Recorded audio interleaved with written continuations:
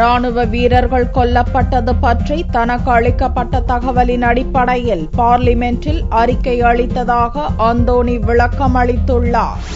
ராணுவ அமைச்சர் அந்தோணி மன்னிப்பு கேட்க வேண்டுமென இரு சபைகளிலும் பாரதிய ஜனதா உறுப்பினர்கள் அமளியில் ஈடுபட்டதைத் தொடர்ந்து ராஜ்யசபாவில் அந்தோணி புதனன்று பிற்பகலில் விளக்கம் அளித்தார். தனக்கு அளிக்கப்பட்ட தகவலின் அடிப்படையிலேயே இந்திய ராணுவத்தினர் மீது பாகிஸ்தான் ராணுவ சீருடை அணிந்த பயங்கரவாதிகள் தாக்குதல் நடத்தியதாக தெரிவித்தேன் என்று அந்தோணி விளக்கம் அளித்தார். தளபதி பிக்ராம் சிங் புதனன்று காலையில் பூஞ்ச் மாவட்டத்துக்கு சென்றிருப்பதை சுட்டிக்காட்டிய அந்தோணி, தளபதி கூடுதல் தகவல்களை அளித்தால் அந்த தகவல்களையும் சபைக்கு தெரியப்படுத்துவதாகவும் அந்தோணி கூறினார். அந்தோணியின் விளக்கத்தை பார்லிமென்டில் எதிர்க்கட்சியினர் நிராகரித்தனர். இதையடுத்து இப்பிரச்சினை தொடர்பாக பிரதமர் மன்மோகன் சிங்கை நேரில் சந்தித்து அந்தோணி விளக்கம் அளித்தார். அந்தோணி அறிக்கையால் ஏற்பட்டுள்ள பார்லிமென்ட் முட்டுக்கட்டையை நீக்குவது தொடர்பாக பாரதிய ஜனதா மூத்த தலைவர் அத்வானி மற்றும் எதிர்க்கட்சித் தலைவர்கள் சுஷ்மா, அருண்ஜேட்லி ஆகியோரை பிரதமர் புதன்கிழமை மாலையில் சந்தித்து பேசுகிறார்.